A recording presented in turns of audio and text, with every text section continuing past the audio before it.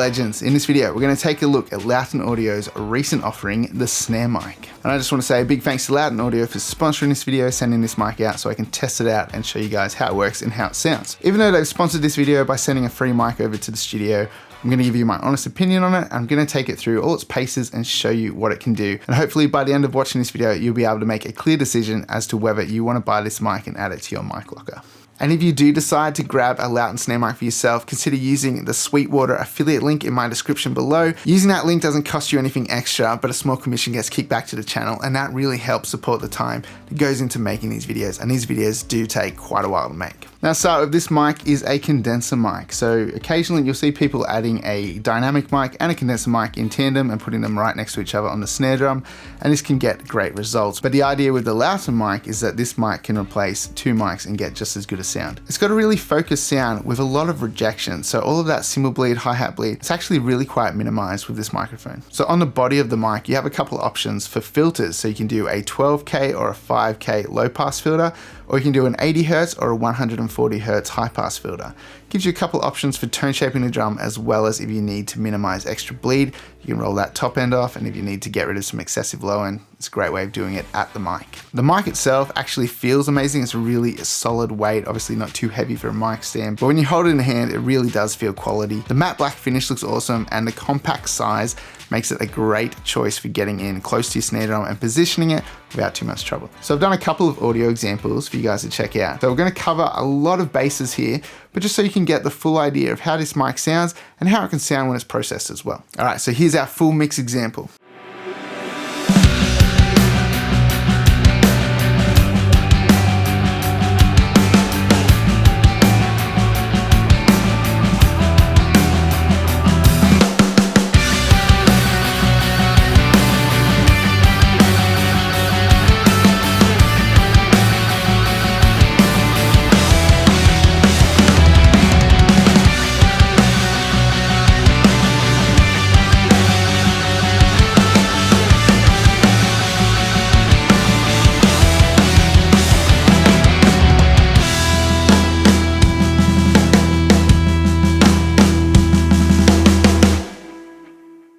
So now that we've heard what it sounds like with full processing in the context of a full mix, let's dive into the session. I'll show you what the snare mic sounds like raw, and then I'm going to show you all the processing that I use to get this mic to stand out really nice in the mix.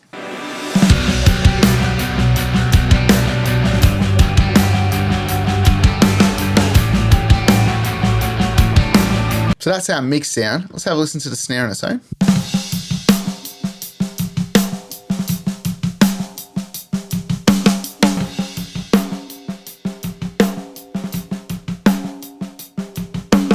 So even with the processing off, it still sounds really nice, but it's a bit darker and it's a bit warmer sounding. And the mic does seem to have a more flat frequency response. It doesn't have a super hyped EQ sound to it. It just sounds really natural, which also gives it a nice warm sound to start with. But that doesn't mean you can't crank some EQ into it and get some aggression to it, which is what we've done here. So I'm going to take you through the processing now, from getting it from raw to polished. And obviously it depends what you're going for. In this mix, I want a slamming, hard hitting snare that's going to cut through and be really aggressive. If you're going for something that's a bit more chill, you probably don't need to do quite as much processing as this. So first up, I've got a little bit of EQ. I am just doing a notch at 280 Hertz to get rid of a bit of a ring in the snare, as well as a tiny cut, 2.3 dBs at 398 Hertz with a bit of a wider bell there.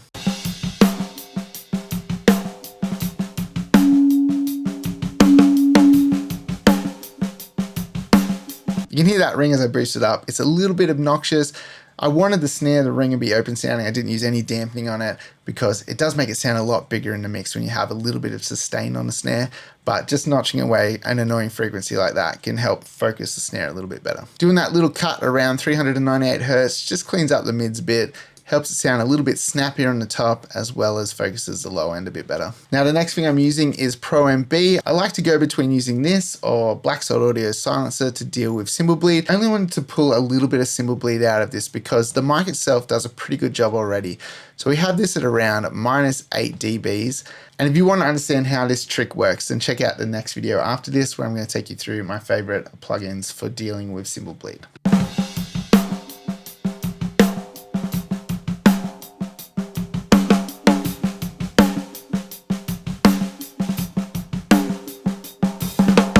So you can hear just that little bit of cymbal bleed helps, especially when we get to the more open cymbals.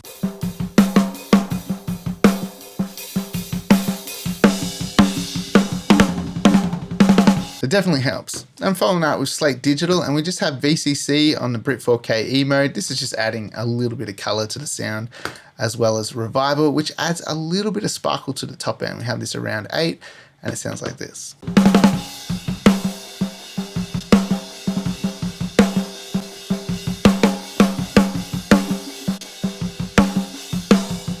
Pretty subtle, it just adds a little bit of sparkle to the top end. And then we've got the BX Console SSL 4000E, and we're doing most of our tone shaping here. So we've got about a 9.5 dB boost at 8.5K with a bell. And then we got a little half dB boost at 3K. Got a narrow Q at around 900 Hertz, pulling out about 1 dB. So it's just dealing with a bit of the mids. And then we've got a boost at around 170 Hertz with a bell as well, 6 dB. We have this on pre-dynamic, which means it's going to be happening before the compressor. The compressor is at 7.4 to 1 ratio with a fast release. And we're getting around 6 dBs of gain reduction. No filters. And then we have our gate section, which is in expander mode. We've got the range set to around 6 dB with a 0.4 second release.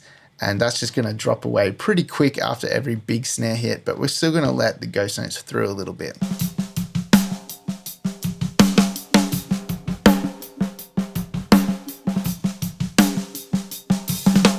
So you can hear that's adding a lot of snap. It's making the snare sound a little bit more aggressive, that compression as well. And because we're boosting all that high end, that little bit of expander is helping deal with the cymbal bleed too, but we're also still letting the ghost notes through because we're not dropping it away a lot. In fact, we've got some automation going on here. I've automated the range so that in this section where we've got the tighter hi-hats, the range is around 2 dB. So it's not really doing that much gating. Whereas when it starts to open up, we push it up to around 6 dB. So ghost notes get a little bit quieter as the track gets more aggressive, but they're still in there adding movement. They're not completely erased.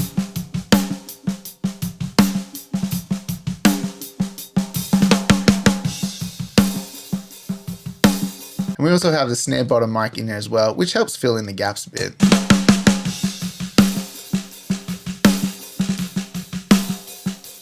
So that always helps fill in your ghosting as well. I'm also automating the range on Pro MB in a similar way that we're letting more bleed through in this tighter hi-hat section, and then we drop it down a little bit more as it gets a bit more aggressive on the hi-hats.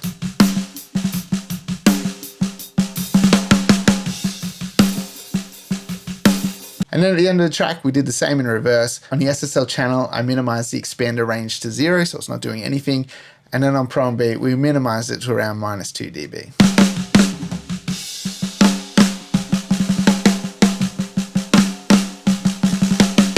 Just lets all those ghost notes through because there's not much cymbals there, so we can open that up a bit more. And then lastly, on our snare close mic, we have Blackstone Audio's Clipper, and this is basically just reining in any stray peaks because the snare does tend to jump around a little bit, and so this just catches it, keeps the snare volume fairly consistent. I'm boosting around 5 dBs into this, have it around -5.8, so it is going to make it sound a little bit louder, but it's also going to chop off any annoying peaks that we get.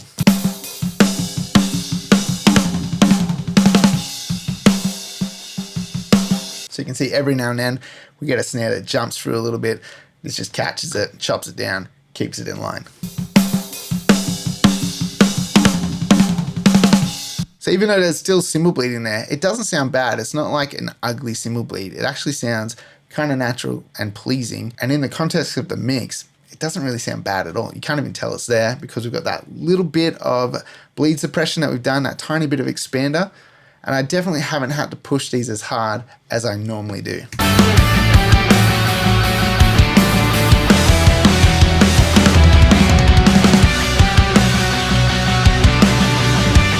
That sounds awesome. And so I do like to use drum samples in my mixes if I want to get a really big sound, but this does sound great without any samples. But I will say I am using a snare room sample. I like to use this instead of snare reverb. So have a listen to what this room sounds like. Let's hear it with our other close mic so you can get the full idea of what's happening here. No secrets going on here.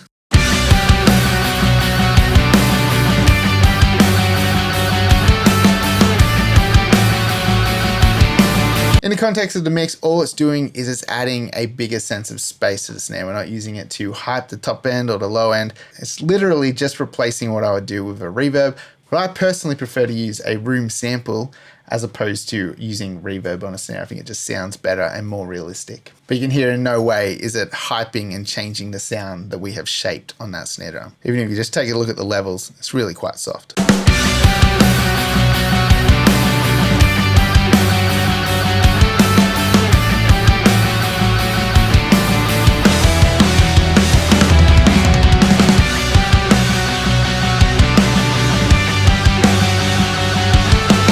So let's compare the raw sound in the mix to the processed sound in the mix.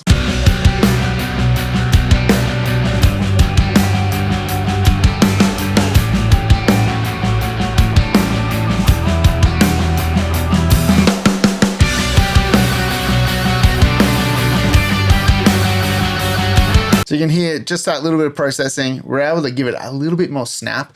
The raw sound doesn't sound bad amongst everything that's happening, but it didn't have quite enough snap to cut through the mix in the way that I wanted. But the fact is, drums never sound really great to me until you start EQing and processing them. The raw sound can be really nice, but it always needs a little bit of hyping to get it to sound great in a mix.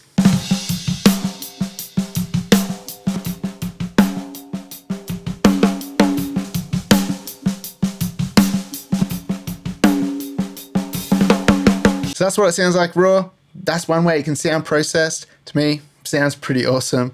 Let's check out some more examples. So now, keeping that full drum mix, we're going to switch between the filters and see if we can hear much difference as we change the filters in the context of a full mix.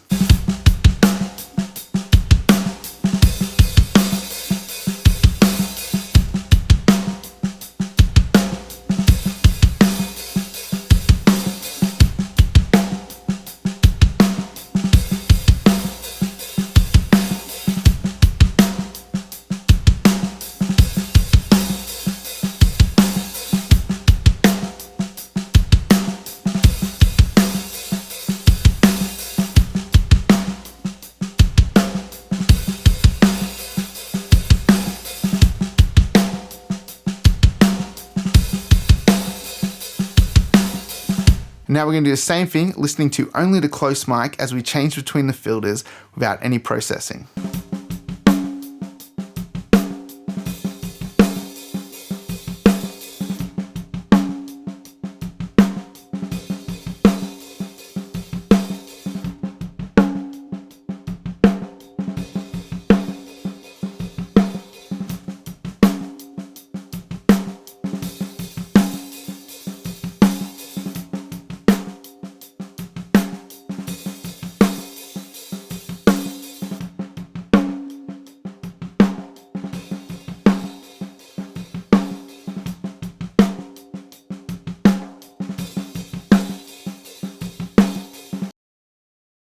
And now we're going to listen to it one more time with processing on only the snare mic.